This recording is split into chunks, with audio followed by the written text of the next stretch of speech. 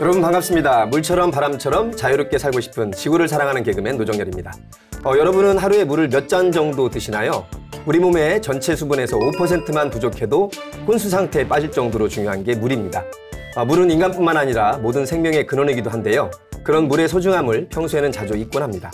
가뭄으로 단수가 되거나 강추위에 수도관이 얼 때야 그제서야 관심을 갖고 아껴 써야 되겠다 이렇게 다짐을 하게 됩니다. BTN 특집 생명존중 프로젝트 지구를 지켜라 오늘 6번째 시간입니다. 우리의 물은 과연 지금 이대로 괜찮은지 물은 진실을 알고 있다를 주제로 환경 전문가들과 여러 깊은 이야기를 나눠보도록 하겠습니다. 인구 증가와 기후 변화 등으로 가속화되고 있는 지구의 물 부족 현상. 물 맑고 공기 좋은 금수강산에서 물 스트레스 국가로 진입한 대한민국. 생수 산업의 급성장은 지하수 고갈을 불러오고 막대한 플라스틱 쓰레기를 발생시키는데 건강한 물 순환을 위한 우리의 대안은 무엇인가? 생명 존중 프로젝트 지구를 지켜라. 함께해 주실 분들 소개합니다. 환경부 선발 환경 인플루언서세요. 지구시민연합 홍다경 천령 팀장과 함께합니다. 어서 오십시오. 안녕하세요.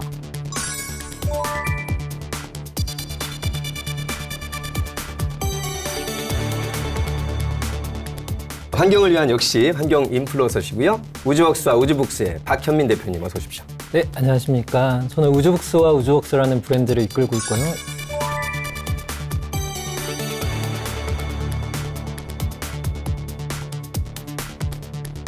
환경공학자십니다. 물은 비밀을 알고 있다의 저자이기도 하신 최종수 박사님과 함께합니다.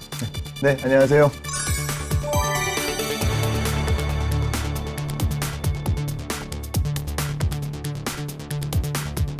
우리나라 최초로 도랑 살리기 운동을 시작한 분이고요.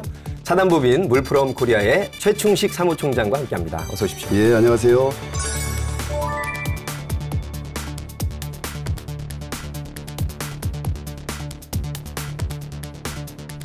잠깐 말씀 나눠봤는데도 물에 관한 속담도 많을 정도로 우리 인간 생활에서 가장 중요한 요소인 것 같습니다. 자타공인 대한민국 최고의 물 전문가 두 분을 모셨습니다. 먼저 최종수 박사님, 공공기관의 연구소에서 30년 넘게 물을 연구해 오셨는데 한도 끝도 없겠지만 그래도 우리 시청자분들께 이런 연구를 그래도 30여 년 동안 해왔다. 안내 좀 해주시죠. 주로 이제 했던 거는 저는 도시 지역에서 이제 물 연구를 많이 했고요.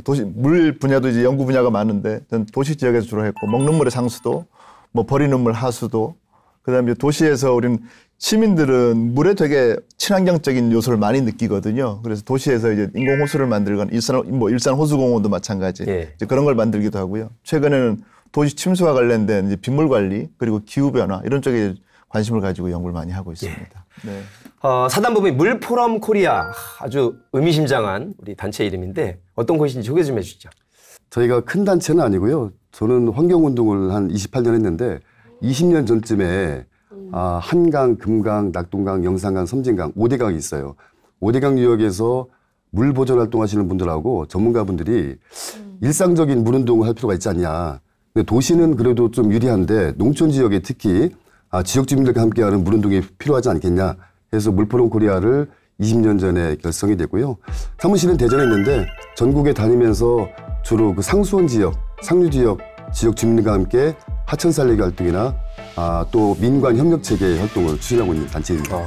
그러니까 최 박사님은 주로 도시의 우리 먹는 물, 그리고 우리 최 사무총장님은 우리 곳곳에 있는 강 살리기, 그렇죠. 강을 깨끗하게 둘 다 이제 우리 생명을 살리는 환경운동을 해오셨습니다.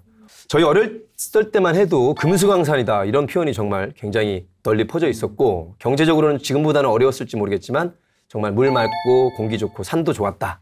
이런 아름다운 사계절이 뚜렷한 나라였었는데 지금은 돈을 주고 먹는 물을 사는 시대가 됐단 말이에요. 박 대표님 보시기에 지난 수십 년 사이에 어떤 일이 일어난 겁니까? 이제는 너무나 돈을 주고 물을 사 먹는 거가 익숙한 세대가 되었잖아요. 근데 과거로 거슬러 올라가면 이걸 법으로 금지했던 시기가 있었거든요. 그러니까 제일 먼저 판매됐던 건 1976년에 다이아몬드 정수라는 게 있었다고 하는데 그거는 이제 미군 부대에서 내국인을 상대로 하는 게 아니었으니까 공식적으로 보긴 좀 그렇고 좀 더 공식적으로 올라온 거는 88 올림픽 때 1988년도에 외국인 선수들과 한국의 위반은 이제 외국인들을 대상으로 한시적으로 판매를 했었습니다. 그리고 올림픽 끝나고 이걸 또 법적으로 다시 금지했었어요. 그래서 이 법적으로 이 생수 판매를 금지했던 거는 계층 간의 위화감 조성이었거든요. 지금에서는 이제 좀 이해가 안 될 수 있지만 그때는 좀 그런 부분이 있었고 예. 그러다가 이제 문제가 이제 발생하기 시작한 것들이 89년도에 중금속 수돗물 유출이 있었고 90년도에 발암물질이 발견됐고 그리고 정말 컸던 게 91년도 모두가 알고 있는 낙동강은 페놀 유출 사건 뭐 영화로도 만들어지기도 하는데 그 이후에 이제 대대적인 어떤 사건 사고가 생기고 TV 토론회까지 열려요. 예. 그래서 결과적으로 1994년에 3월에 공식적으로 이제 우리는 물을 판매해도 된다가 땅땅땅 돼서 이제 그때부터 지금 저희가 이제 겪고 있는 모두가 수돗물을 사서 마시고 있는 시대가 된 거죠. 근데 이제 궁금한 거는 이렇게 많은 물들이 판매가 되고 정말 수십억 병이 판매되고 이런 시대가 왔는데 이 물은 도대체 어디서 오고 이 물은 안전한가 이런 궁금증이 사실은 있는데 명확하게 어디서 저희가 알 수 있는 정보가 없더라고요. 그런 부분들을 오늘 방송에서 많이 얻을 수 있지 않을까 싶습니다. 일단 뭐 저만 해도 모모 음료보다는 그냥 생수를 사 먹는 게 더 나은 것 같기도 하고 좀 더 싸기도 하고 우리 후배님들도 굉장히 많이 텀블러 가지고 다니면서도 또 생수 사 먹지 않나요? 생수 많이 사 먹고 그 하루에도 이제 플라스틱 병 보면 다 투명 페트병밖에 안 나올 정도로 그만큼 많이 사용하는 것 같고요. 그리고 이제 저도 제 남동생이랑 라면 끓여 먹을 때 남동생은 생수를 쓰는데 저는 이제 수돗물을 받아서 조금 그런 차이점도 있고 그리고 저는 사실 최종수 박사님 강연을 좀 들어서 이제 그 이후에 수돗물을 먹으려고 도전을 했었거든요. 집에 가서. 근데 네. 뭔가 조금 아직까지는 좀 힘들어서 브리타를 예. 또 사가지고 근데 사실 브리타를 쓰니까 페트병이 안 나오더라고요. 정말 눈에 띄게 안 나와서 아주 놀라웠고 저희 어머니는 사실 강연 보시고 네 지금 수돗물 드시고 계세요. 감사합니다. 네, 아버지도 함께 하고 계시거든요. 네, 그래서 저는 교육이 너무 중요하다는 걸 사실 뭐 어머님 아버님 말씀하셨지만 저만 해도 초등학교 때 열심히 뛰어놀고 나서는 바로 그냥 그 수도꼭지 대고 물 마셨거든요. 자, 안전하다고 그래서 마셨다고 그랬는데 두 물 전문가께서 보시기 어떤지 일단 박 대표님이 아까 이의 제기해 주신 이 모든 돈 주고 사 먹는 물, 상품화된 이 물 어디서 오는 겁니까? 뭐 백두산에서 오기도 하고요. 바다 깊은 해양 심층수도 있고 예. 우리나라의 산 좋고 물 좋다는 그 곳에 다 지하 관정을 뚫어서 뽑는데 그 관정을 뽑아서 피트병에 담고 또 그 물을 자동차를 이용해서 또 마트에 가고 사람들은 또 그걸 사잖아요. 근데 불편한 거는 그 물 한 모금 마시기 위해서 발생되는 탄소 발자국이 어마어마하다는 거예요. 산업화가 되어 있으니까. 그렇죠. 관정에서 파서 피트병에 담아가지고 포장을 해서 유통을 하고 소비자한테 가는 과정에 엄청난 탄소 발생이 좀 되면서 우리가 사실 이런 생각을 별로 하지 않잖아요. 예. 한 모금 마신다고 생각하는데 그래서 먹는 샘물의 불편한 진실이 기후위기 시대에 탄소 발생량을 너무 높이기 때문에 좀 안타깝는데요. 아하, 그렇군요. 플라스틱도 많이 쓰고 페트병을 그리고 그거를 이제 물류 유통을 하다 보면 자동차로 거의 나를 텐데 그렇다면 그렇죠. 또 탄소가 또 발생할 수 있겠군요. 특히나 이제 산 좋고 물 좋은 곳에는 우리 어르신들이 많이 살고 있지 않습니까? 해당 지역에서 지하 관정을 너무 많이 그 물을 빼다 보니까 주변에 농업용수도 부족하고 각종 소음이나 뭐 이런 것 때문에 주민들의 불편을 많이 초래하고 있어요. 처음부터 이 불편한 진실이 살짝 드러나고 있습니다. 네. 일단 그런 과정을 거쳐서 우리가 사 먹게 되는데 최 박사님께서는 안전성 자체는 어떻게 보시나요? 국내에서 이제 합법적인 과정을 통해서 유통되는 물들은 전 다 안전하다고 봅니다. 예를 들면 뭐 생수도 마찬가지고요. 이제 생수는 이제 공식 명칭은 먹는 샘물이죠. 예. 먹는 샘물이나 아니면 수돗물이나 뭐 정수기를 통해서 나오는 물 이런 물들은 합법적인 과정을 통해서 그러니까 그 과정을 거친 물들은 다 안전하다고 봅니다. 이제 생수도 마찬가지인데 이제 먹는 샘물이 의미하듯이 샘물이지 않습니까? 이제 그 사무총장님 말씀하신 것처럼 그럼 어디선가 이제 지하수를 뽑아와야 되는데 이제 무한정 있는 지하수가 아니다 보니까 예. 그리고 경쟁적으로 그 물을 뽑아 쓰기 시작하고 그럼 자꾸 이제 부족한 사태들이 나타나죠. 그러니까 지하수만 부족해지는 게 아니라 이제 거기에 따라서 여러 가지 다른 문제들이 이제 불거지고 또 이제 플라스틱 문제도 제기해 주셨듯이 여러 가지 이제 그 다른 방향으로 여러 가지 문제들이 자꾸 생기고 있어서 예. 우리가 뭔가 좀 다른 대안을 찾아봐야 되지는 않을까 그런 시점이라고 저는 생각을 합니다. 현실적으로 먹는 물 관리법 시행 규칙을 보니까요. 이 생수의 수질 검사도 생수 사업자가 자체로 진행을 하고 이 기준을 넘어섰을 때도 업자가 스스로 해결한 다음에 일주일 안으로 시도지사에게 통보만 하면 된다. 이 정도로 돼 있는데 이런 규정은 너무 가벼운 거 아닌가요?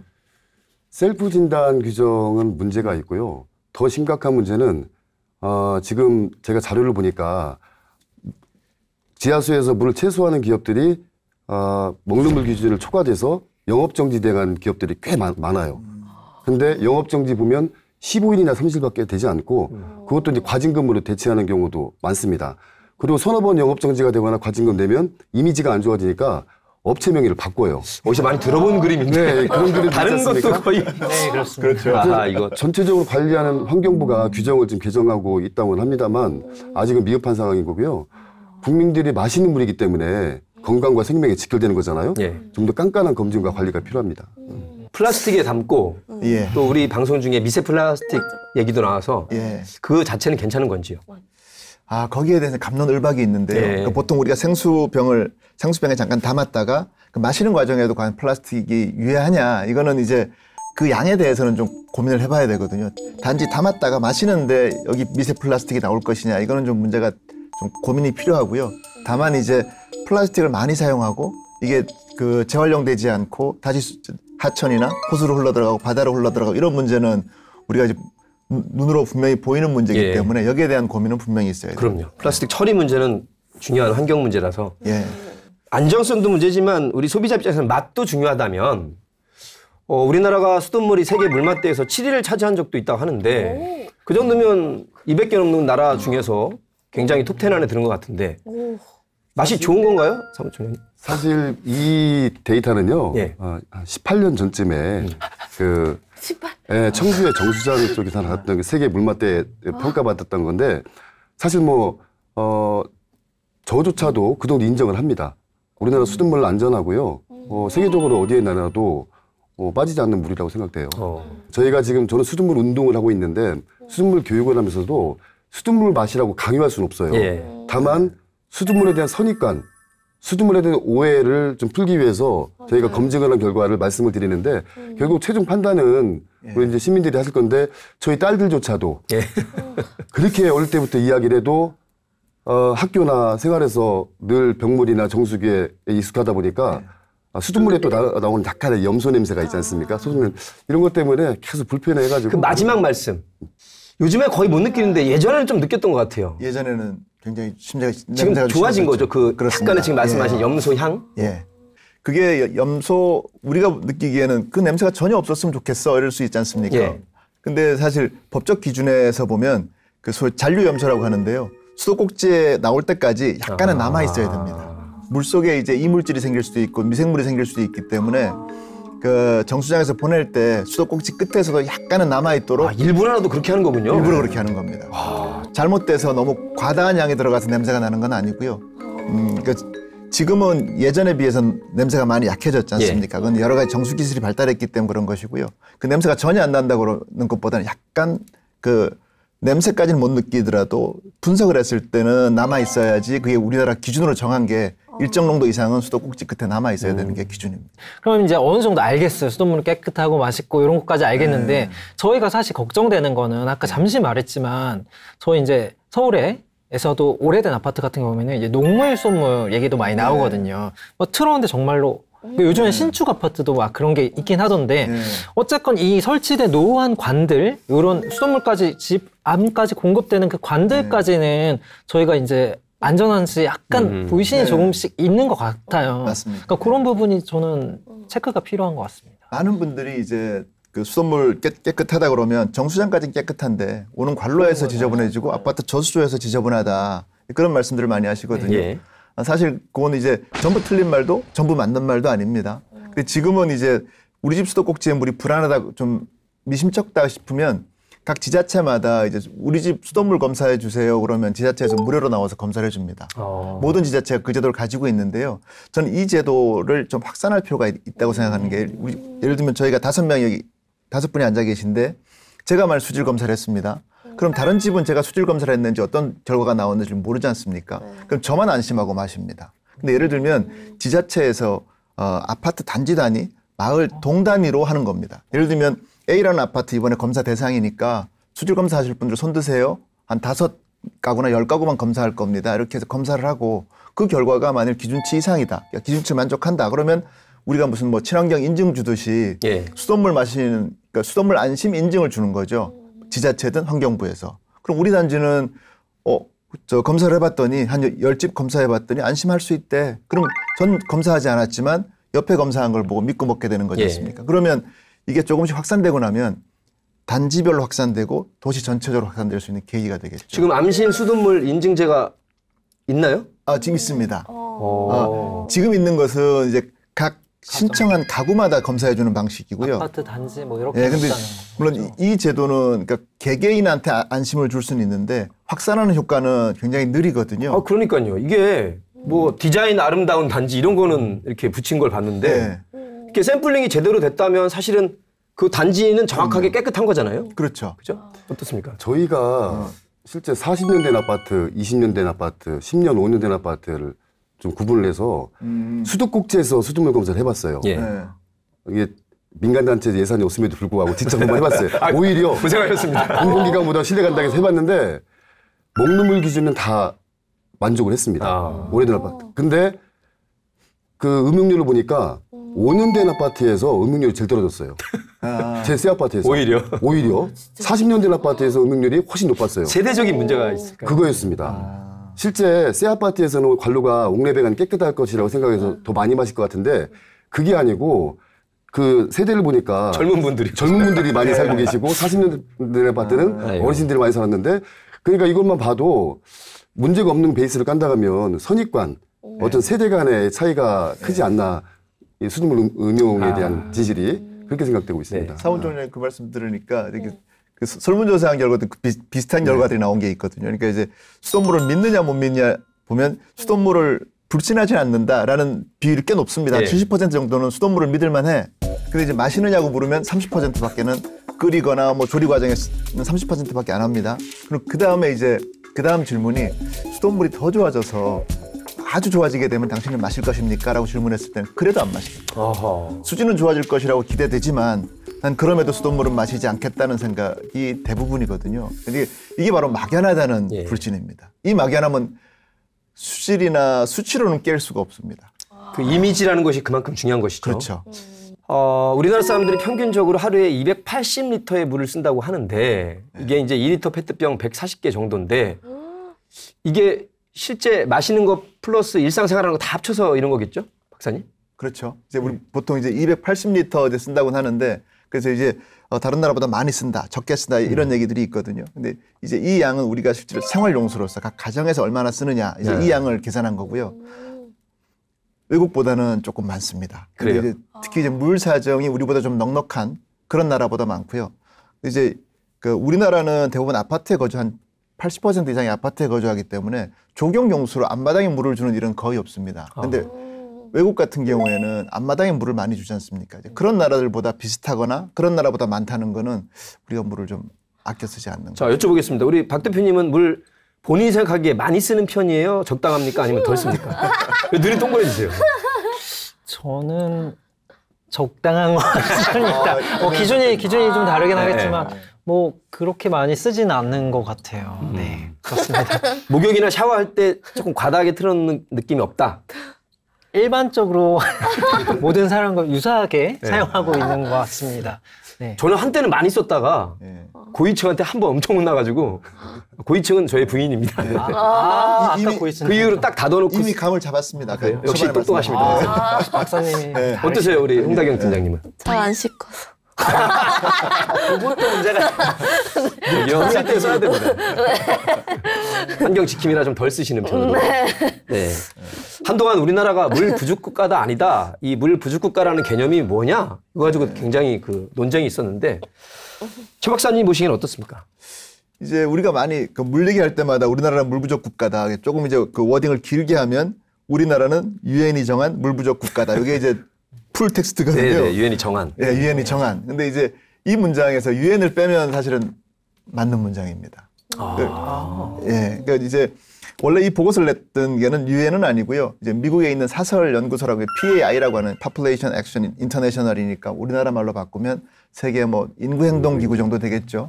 거기에서 전 세계 150여 개국의 물 사정을 쭉 데이터를 냈는데 우리나라는 이제 물 스트레스 국가로 이제 분류가 됐었습니다. 아, 물 스트레스 국가. 예, 네. 물 스트레스 국가로 이제 분류가 됐고 이 보고서를 이제 유엔이 발간한 보고서에 참고 문헌을 인용을 하죠. 이 데이터가. 아, 그런 거군요. 그리고 이제 우리나라에 넘어오는 과정에서 유엔이 발간한 보고서에 담겨 있었으니까 유엔이 정한 물 부족 국가다 이렇게 넘어오게 된 거죠. 근데 이제 중요한 것은 유엔이 됐든 PAI가 됐든 누가 지정한 걸 떠나서 그럼 물 사정은 정말 넉넉하냐? 요건 아마 우리가 지난해 말부터나 올해 초까지 남부지방의 가뭄으로 알 수 있었듯이 우리는 매년 겨울부터 봄까지 가뭄을 겪지 않습니까? 예. 물을 찾아 이렇게 넉넉한 것은 아닙니다. 네. 이제 그러다 보니까 이제 물 부족 국가냐 아니냐 이걸 떠나서 물은 분명히 이제 좀 스트레스를 받는 국가고요. 근데 예. 우리는 사실 스트레스를 받지 않죠. 그 상수도 보급률이 99.4%입니다. 우리나라 전체 상수도 보급률은. 그러면 거의 모든 가정에 다 상수도가 들어가 있다는 것이고 수도꼭지만 틀면 물이 나오기 때문에 물이 부족하다는 생각을 전혀 하지 않죠. 예. 예. 그럼에도 불구하고 사 먹는 경우가 많다. 그럼에도 이제 계속 사 먹죠. 예. 가뭄 얘기까지 나오니까 진짜 식용수도 있지만 농업용수나 이 공업용수 쪽도 생각을 해봐야겠군요. 예. 아무튼 넉넉한 나라는 아닌 것은 거의 분명한 것 같습니다. 맞습니다. 예. 그러니까 우리가 물이라고 하면은 이제 사실 이제 가정에서 쓰는 물만 저희가 얘기하니까 이렇게 되는데 사실 물이라고 하면 더 큰 범주에서 농업용수라든지 공업용수라든지 이런 부분이 있잖아요. 이런 부분에서는 부족하진 않나요? 지금 우리나라 물 사용량이 가장 많은 것이 전체의 50%가 농업용수예요. 예. 실제로는. 그리고 그다음에 공업용수, 또 생활용수. 여기 또 중요한 게 빠졌어요. 물이 사람한테만 필요한 게 아니잖아요. 네. 모든 생명들한테 물이 필요한 건데 하천에 살고 있는 여러 이제 동식물들 있지 않습니까? 하천 유용수가 마지막으로 돼 있죠. 이게 지금 생활용수나 공업용수는 물값을 받기 때문에 어떻게 좀 줄이려고 하는 노력이 좀 있는데 농업용수가 사실 지금 물값이 없지 않습니까? 예. 그러니까 적정 농업용수를 사용할 수 있음에도 불구하고 과도하게 농업용수를 막 사용하게 돼요. 봄철 같은 경우는 아예 저수지에 물을 가다 놓고 하천으로는 물 아예 내보내지 않습니다. 그럼 생태계가 전멸되고 그 농업용수를 농경지에 이제 보내면 되는데 과도하게 보내요. 예. 그러니까 이런 것들이 통합적인 물 관리가 좀 필요한데 지금 농업용수 따로, 생공용수 따로 관리하다 보니까 지금 국가에서 그래서 물 관리 일원화를 시켰습니다만 아직 농업용수 관리가 지금 별개로 돼 있어서 통합 물 관리가 잘 안 되고 있는 상황이에요. 예. 아니 우리나라가 IT 강국이고 뭐 각종 공공기관도 있는 걸로 아는데 그런 아직 미비점이 있다는 데 대해서 놀랐습니다. 말씀을 나눌수록 물이란 게 얼마나 귀하고 소중한 건지 절실히 와닿습니다. 자, 물에 대해서 공부하는 시간을 가져보겠습니다. 박사님, 물이 모든 생명의 근원이라고 하는데 그 이유를 알다가도 모를 것 같은데 왜 그런 표현이 나오는 걸까요? 우리가 쉽게 알 수 있는 건 이제 하루라도 물을 안 마시면 살기 힘들고 우리가 키우는 식물도 물을 안 주면 말라 죽으니까 물은 정말 소중하구나 이렇게 느낄 수 있지 않습니까? 그래서 우리는 물은 소중하다는 걸 넘어서 물은 생명이다 이런 얘기들을 많이 하거든요. 근데 너무 많이 듣다 보니까 이제 어렸을 때 공부하라는 얘기처럼 식상한 거예요. 이제 그냥 늘 그 얘기구나. 이제 그렇게 식상한데 사실 이걸 따지고 보면 물이 가지고 있는 특성들이 생명을 그러니까 잉태할 수밖에 없는 여러 가지 조건들을 가지고 있거든요. 그러니까 첫 번째는 이제 지구도 그렇고 우리 몸도 그렇고 한 70%가 지금 물이지 않습니까? 이 물이 많다는 거는 그러니까 지구상에 있는 물질 중에서 가장 온도를 덮이거나 식히기가 어려운 게 물입니다. 물이 많으면 온도 조절을 잘 해주죠. 그러니까 지구는 물이 있는데 비슷한 위치에 있는 다른 물이 없지 않습니까? 근데 지구는 최저 온도가 영하 60도, 최고 온도가 한 영상 60도 정도 되거든요. 근데 다른 최저는 마이너스 한 영하 130도, 가장 높은 건 180도. 태양에서 받는 태양 에너지는 똑같은데 온도가 2배 이상 차이가 나거든요. 물 때문에 그런 거라서 지구뿐만이 아니고 우리 신체도 뭐 인간뿐만이 아니고 모든 동물이 마찬가지죠. 그 온도 조절을 할 수 있다는 게 가장 크고요. 또 하나는 예를 들면 여기 계신 분들이 이제 소금을 만일 물하고 소주에 녹였을 때 어디에 잘 녹을까 실험을 해보고 싶습니다. 그럼 이제 집에서 소주하고 물을 넣고 소금을 부어보면 엄마한테 등짝 스매싱이 날라올까요? 아빠한테 등짝 스매싱이 날라올까요? 고위층으로부터 날라오기도 하고 아빠한테도 등짝 스매싱이 날라오겠죠. 근데 이게 녹여보면 어디가 많이 녹을 것 같으세요? 물하고 소주? 안 녹여봤어요. 소주보다 물이 훨씬 많이 녹거든요. 예. 그러니까 물은 지구상에 있는 물질 중에서 그러니까 용매라고 하죠. 어떤 물질을 잘 녹이는 예, 가장 잘 녹이는 물질입니다. 바위도 녹여서 우리 석회암 동굴 만드는 걸 보면 그 물이 얼마나 잘 녹이는지를 알 수 그렇군요. 있거든요. 예. 근데 물에 많이 뭐가 녹는다는 거는 우리가 혈액을 통해서 영양분을 공급할 수 있고요. 식물 같은 경우에는 수액이 올라가면서 나무 끝까지 영양분을 보낼 수 있는 기능을 해주거든요. 그러니까 그런 기능들이 다 모이면 결국은 그 외에도 여러 가지 기능들이 있지만 물이 아니면 생명이 살아갈 수 없었죠. 그러니까 우리가 지구가 45억 년 전에 생겼고 한 35억 년 전에 최초의 생명체가 생겼다고 하는데 그것도 이제 다른 데 생긴 게 아니고 물속에서 생겼거든요. 그런 모든 것들이 이제 물이 결국은 생명을 잉태하고 생명을 유지시키는 물질이다 이렇게 볼 수 있죠.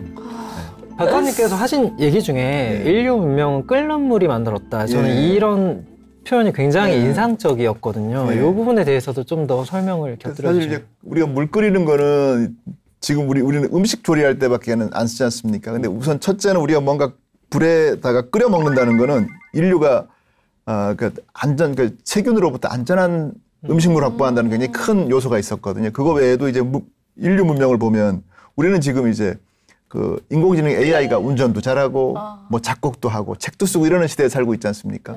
그러면 이걸 거슬러 올라가 보면 이제 1차 산업혁명, 지금 4차 산업혁명인데 1차 산업혁명으로 거슬러 올라갈 수 있는데요. 증기기관이지 않습니까? 그 증기기관 우리가 학교에서 배웠던 것처럼 물을 끓여서 수증기로 이제 뭔가 증기기관을 돌리는 거잖아요. 전기를 만드는 것도 이거 증기기관하고 비슷합니다. 똑같이 물을 끓여서 수증기를 만들고 그 수증기를 가지고 증기기관 때는 증기기관을 돌렸지만 지금은 발전기에 터빈을 돌립니다. 예. 이 두 개의 기작이 똑같습니다. 근데 물을 끓이고 뭔가를 돌린다는 것까지는 똑같고요. 돌리는다는 대상이 기관차 바퀴가 되면 증기기관차가 되는 것이고 이게 발전기가 되면 전기를 만드는 거죠. 예. 그 지금 전기의 화력 발전이 한 60%, 나머지 원자력이 한 30% 차지하고 있거든요. 그러니까 수증기가 끓는 물이 터빈을 돌려서 만드는 전기가 우리나라의 90%를 차지하고 있는 거죠. 그러니까 사실 물이 없으면 발전, 전기도 없는 거예요. 물이 없으면 전기도 못 만드는 정말 인간 삶의 처음과 끝 모든 곳에 예. 우리 물이 존재하는 것 같습니다. 자, 이렇게 소중하고 중요한 물인데 실제 현실을 보면 어렵고 힘든 나라일수록 물 부족에 시달리고 깨끗한 물이 없어서 굉장히 피폐한 삶을 살고 있단 말이에요. 최사무 총장님, 지구 전체로 보면 뭐 70%가 바다인데 바다도 물 아닌가? 그 잘 이용하면 얼핏 해결할 수 있을 것 같은데 이런 생각도 드는데 이게 아닌 건가요? 뭐 해수 담수화 기술 최 박사님 잘 아시겠습니다만 있어도 워낙 비싸죠. 비싸서 저희 나라 같은 경우도 엄두도 못 내는 상황인데 예. 그 빈곤국 같은 경우는 상당히 어려운 상황이고요. 결국은 물 절약밖에 없는데 사실 안타까운 거는 지금 기후변화가 이 기후변화를 유발시킨 주체는 소위 선진국이지 않습니까? 선진국들인데 피해보는 나라는 아프리카나 제3세계가 피해를 보고 있는 상황이에요. 그래서 저는 이 그 물 빈곤국의 선진국의 역할이 좀 필요하다. 예. 물의 어떤 관리 기술이라든가 처리 기술이 지원을 당연히 해야 되는 거예요. 우리가 산업 발전하면서 발생시킨 지구 온난화 문제로 피해를 제3세계에서 보면서 물 빈곤으로 살고 있기 때문에 선진국에서 그런 관리 기술이나 처리 기술을 지원할 필요가 있겠고요. 이미 이제 저희 나라도 마찬가지입니다. 이게 그 비가 언제 올지 모르는 상황이잖아요. 결국은 물 절약이 가장 핵심인 거고, 그리고 아까 앞서 말씀드린 것처럼 가둬놓은 물을 통합적으로 효율적으로 관리하는 게 필요하고, 예. 한 번 쓴 물을 좀 더 재이용해서 할 수 있는 방안들을 좀 모색할 때가 되지 않았나. 통합적인 물 관리는 예전부터 많이 들어본 것 같은데 여전히 현실적으로 실천할 부분이 많이 있는 거군요. 이제 물이라는 게 그야말로 흐르는 거지 않습니까? 이게 어디 한 군데 고여 있는 게 아니기 때문에 흐르는 거고 모든 생명이 이제 인간을 포함해서 자연도 이용해야 되고 산업에든 아니면 농업에든 생활에든 다 써야 되니까 이해관계자가 전 국민이 다 이해관계자라고 해도 과언이 아닐 정도이죠. 그러다 보니까 이걸 일어나 한다니 과연 누구 쪽으로 일어날 할 거냐. 그 사람이 과연 뭐 예를 들면 저 건너집에서 물을 가져갔는데 우리 집 사정을 속속들이 다 알 것이냐. 내가 가져온들 저 사람 사정을 다 알 것이냐. 이런 문제들 때문에 일어날 하면서도 풀어야 될 나머지 일어나되지 못한 것들은 계속 남아있게 되는 그러고 거죠. 보니까 환경부, 국토부, 농수산부 다 입장들이 다를 것 같아요. 그죠? 맞습니다. 거기에 그 산자부도 그렇죠. 산업부도 있습니다. 예. 예. 아유. 산업부도 있고 산림청도 있고. 예. 진짜 이 물이란 게 그러면 전쟁도 물을 확보하기 위해서 싸우기도 하고 그랬던 진짜. 지금도 여전히 물로 전쟁하고 있죠. 네. 예. 정말 소중한 가장 중요한 또 변수인 것 같습니다. 네. 맞습니다. 그럼 만약 혹시 우리나라 경우에 하수 처리장이 되게 잘 되어 있는 걸로 알고 있는데 하수를 활용할 방법이 없을까요? 이게 지금 그 예전에 충남 서북부 지역에 가뭄 때문에 농사를 못 지었어. 농업용수 될 수가 없어서. 근데 그때 대안으로 제시했던 것이 하수 처리수를 공급하는 거였는데요.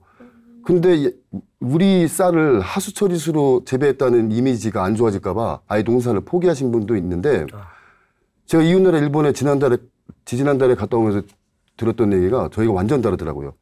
하수 처리수가 너무 완벽하게 처리가 돼서 이 물로 농업용수 쓸 수 있습니까? 그랬더니 왜 농업용수 씁니까? 이 아깝게. 농업용수는 그렇게 물이 깨끗하지 않아도 되기 때문에 이 하수 처리수는 공업용수라든가 다른 형태의 깨끗한 물이 필요한 지역에 쓸 수 있다는 거죠. 사실 하수 처리수가요. 결국은 처리되다 나가면은 하천물과 섞여서 누군가의 어느 지자체에 또 상수원이 되는 거예요. 예. 그러니까 이미지가 자꾸 하수를 떠올리다 보니까 하수 처리수가 잘못된 거로 보는데 이 하수 처리수를 재용하게 되면 우리나라 물재락에 큰 효과를 볼 수 있습니다. 농업용수 써도 전혀 문제가 안 되는 거고요. 공업용수 쓸 수가 있는 거고요. 중수도로도 활용할 수가 있는 건데 예. 그것도 역시 선입관인 것 같아요. 하수 처리수다 보니까 왠지 찌찌방 때문에 그런데 실제로는 뭐 지금 선진국 같은 경우에는 하수 처리수를 재용하는 경우가 상당히 높아지고 있습니다. 예. 지속적인 홍보가 필요할 것 같습니다. 예, 좀 첨언을 드리면 이제 최 사무총장님 말씀하신 것처럼 여기가 하수 처리장에서 물이 나와서 이걸 이제 물차를 떠다가 여기다 농업용수를 쓰게 하지 않습니까? 그럼 이 농민들이 안 받습니다. 하수 처리장 물이라고. 근데 이 하수 처리장 물을 하천으로 흘려보냅니다. 그 물이 흘러서 여기까지 왔습니다. 그럼 이 물은 끌어다가 그냥 씁니다. 그 물은 하천수라고. 예, 그 하천수라고 생각하는 거거든요. 그러니까 이게 인식의 차이고요. 근데 사무총장님 말씀하신 것처럼 지금 이제 경기도 같은 경우에는 최근에 뭐 반도체 공장 설립이 많은데 공업용수를 확보할 데가 없습니다. 그러면 지금 찾는 것들이 하수처리장에서 나오는 하수처리장 방류수라고 하거든요. 그 물을 이제 끌어다가 공업용수로 쓰는 거고요. 평택에 있는 그 에스모전자 같은 경우에는 그 수원, 용인, 평택에 있는 하수처리장에서 나오는 물을 전부 끌어다가 공업용수로 쓰고 있거든요. 예. 근데 그 정도의 수질이니까 사실 이걸 뭐 농업용수로 쓰는 데는 전혀 문제가 될 게 없습니다. 그렇군요. 예. 짚어봐야 될 부분이 이제 기후 변화. 저희 방송에서도 굉장히 중요한 이슈였는데 이 기후 변화와 물이 굉장히 연관성이 깊다. 이런 얘기가 들리는데 어떻습니까, 박사님? 우리가 잘 기후 변화하면 지구 온난화, 기후 변화하면 이게 날씨가 따뜻해지기 때문이구나. 그리고 여름에 폭염 때문이구나. 그래서 이제 어떤 피해가 나타나더라도 폭염에 대해서만, 그러니까 뜨거워지는 거에 대해서만 걱정을 하거든요. 여러 가지 분석을 해보면 사실은 뜨거워지는 온도가 올라가는 것도 있지만 온도가 올라가서 직접적인 피해를 유발하지는 않습니다. 우리가 보면 좀 덥다. 에어컨 틀면 되고. 근데 문제는 어디에서 나타나는가 하면 지구가 점점 뜨거워지면서 기후가 바뀌거든요. 예. 가뭄이나 홍수, 물과 관련된 것들이 점점 많아집니다. 비가 전혀 안 오던 지역이 갑자기 비가 많이 오고 많이 오던 비가 적게 오기 시작하고 이제 그렇게 그러니까 지구가 따뜻해진다는 거는 증발하는 양이 많아지는 거 아닙니까? 어떤 생각하면 비가 많이 내리겠구나 이렇게 생각할 수 있지만 그게 적당히 내려야 되는데 아까 우리 박 대표님 말씀에 적당하게 내려야 되는데 이게 이제 지구로서는 그런 조절 기능, 섬세한 조절 기능이 없기 때문에 어디에선가는 많이 쏟아붓고 어디엔간 적게 쏟아붓고 이런 이제 상황으로 계속 반복이 되는 거죠. 그러다 보면 이제 어디에서는 가뭄, 어디에서는 폭우 이런 것들이 반복되게 되고 그러니까 뜨거워지는 건 참을 수 있는데 가뭄이나 홍수에 대한 피해는 우리가 인간이 잘 대응이 안 되지 않습니까? 이런 것들 때문에 저희가 기후변화 또는 지구온난화에 대한 걱정을 많이 하는 거죠. 예. 기상이변과도 네. 이렇게 관련이 있습니다. 예. 자, 이렇게 지구 삶의 모든 부분이 물과 관련이 없는 것이 없다 할 정도로 우리의 필수 요소인 것 같습니다. 우리나라가 아직은 괜찮은 것 같지만 언제 또 심각한 사태가 벌어질지 모르기 때문에 미리부터 대비하고 준비해야 될 것 같습니다. 자, 기후위기 문제까지 포함해서 우리가 어떤 태도로, 어떤 마음가짐으로 이 물과 관련된 일상생활을 살아야 될지 이제 점점 마무리하는 단계로 접어가 들어보겠습니다. 박사님. 네. 어떻게 우리가 마음가짐 또 인식을 갖고 네. 있어야 될까요? 아마 오늘 같이 참여하신 분들이나 또는 이 방송을 시청하시는 분들도 기후변화 또는 뭐 물순환, 물 아껴 쓰기 다 필요하지라고는 하지만 나는 그냥 이게 개인인데 내가 지구의 전 지구적인 기후변화나 물순환에 대해서 내가 할 수 있는 게 뭐가 있을까? 특히나 우리나라 수돗물 마시기에 대해서도 나 하나 마신다고? 이런 생각을 할 수가 있거든요. 근데 우리가 과거에 어떤 큰 변화가 왔던 과정들을 보면 정부의 정책이 만들거나 전문가의 제언이 만들었다기보다는 그러니까 그 시민들의 관심이나 이렇게 만든 경우들이 많거든요. 우리가 뭐 걸어왔던 사회 변화 과정이나 특히 환경 분야에 있어서는 개인의 관심이 사회적인 관심이 되고 이게 시민활동으로 연결이 되고 그러면서 국가 전체가 바뀌는 계기가 됐었거든요. 저는 기후변화든 물에 관한 거든 이런 여러 가지에 대해서 국민들 한 사람 한 사람이 관심을 가지면 이게 점점 응집이 되고 하나의 그 문화가 되고 그러면서 그 지금의 이제 물에 대한 생각을 바꿀 수 있는 큰 변곡점이 되지 않을까 싶습니다. 그러면서 이제 한 가지는 아무도 관심을 갖지 않으면 아무 일도 일어나지 않습니다. 네. 그렇군요. 누구나 관심을 가져야 좋은 일이 일어나겠군요. 그렇습니다. 네. 네. 최충식 사무총장님.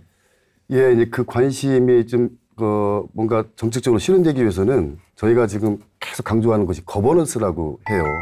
협력, 협치라고 하는데 행정의 집행력만 가지고 될 문제가 아니잖아요. 또 우리 국민들의 실천도 필요하고 전문가의 자문도 필요하고 또 기업인들의 ESG 경영으로 기업인들의 어떤 참여도 필요하잖아요.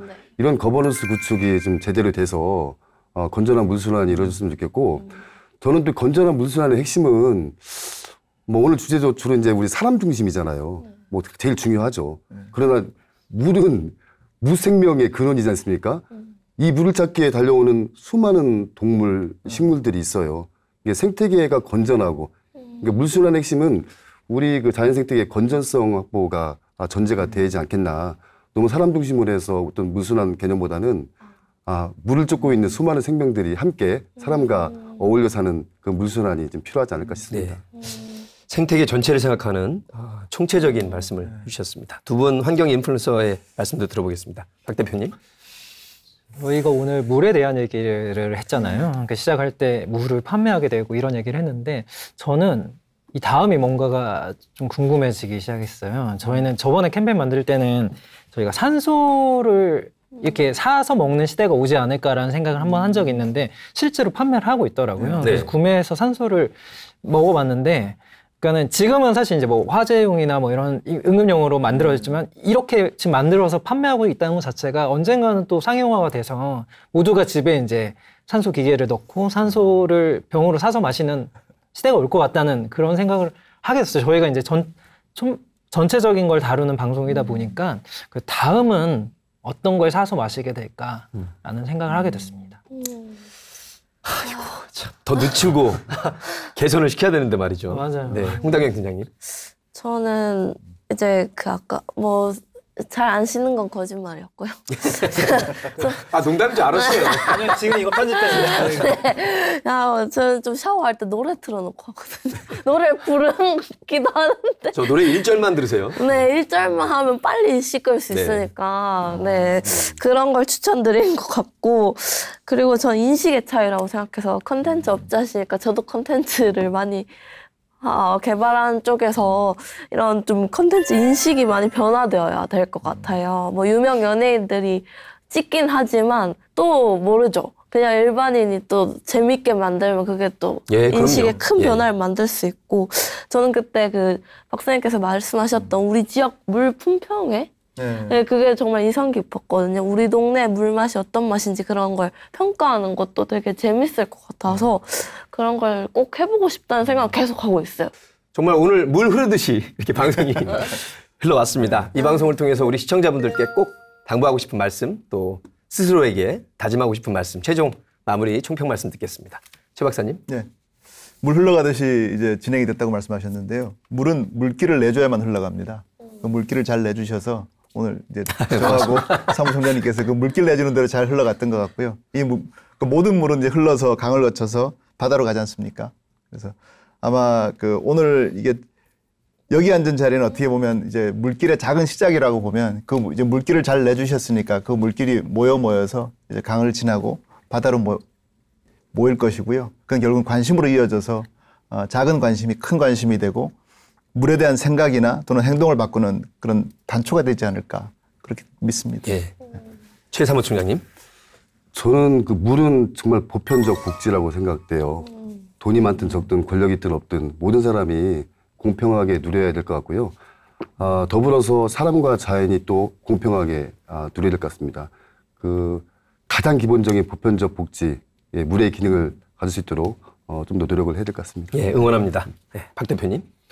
저희가 이제 반복적으로 했던 말인데요. PR과 마케팅이 되게 필요한 상황이잖아요. 근데 저희가 사실 오늘 나눈 이 대화, 이 방송 자체가 어떤 말하면 콘텐츠라고 할 수 있거든요. 이 콘텐츠가 이제 안방에 계시는 뭐 어떤 TV 화면에 보시는 분들한테 좀 뭔가 스며들어서 뭐 마음의 변화가 곧 행동의 변화로 이어져서 저희가 원하던 지구를 지키는 어떤 단초가 됐으면 하는 바람입니다. 예, 홍당현 팀장님. 저도 오늘 사실 기사를 보다가 좀 충격이었던 게 2040년에 이제 북극의 해빙이 아예 없어져서 안 보인다는 그 이제 학자들이 이야기를 했더라고요. 원래는 2050년에 없어진다 했는데 더 앞당겨졌다고 해서 진짜 탄소 중립을 실천해야 되는데 이런 물 발자국부터 줄여나가야 되지 않을까 싶은 생각이 들었습니다. 네, 네 분의 귀한 말씀 잘 들었습니다. 저희 윗세대만 해도요, 물 아껴라, 전기 아껴라, 뭐든지 아껴라 이런 말씀을 자주 하셨습니다. 배고픔의 고통을 아는 분들이시니까 저절로 몸에 밴 거다 싶었는데 지금 돌아보면 그분들의 말씀이 진리다 그런 생각이 듭니다. 오늘 우리가 마시고 쓰는데 불편함이 없는 이 물, 귀한 줄 모르고 함부로 쓰다 보면 내일의 우리는 이 물 부족의 고통을 정말 심각하게 느끼게 되리라는 점 잊지 말고 생활 속부터 자주 실천해야 되겠다는 생각을 해봅니다. 비텐 특집 생면종준 프로젝트 지구를 지켜라. 다음 시간에 새로운 주제로 찾아뵙겠습니다. 함께해 주신 여러분 고맙습니다. 고맙습니다. 수고하셨습니다. 고맙습니다.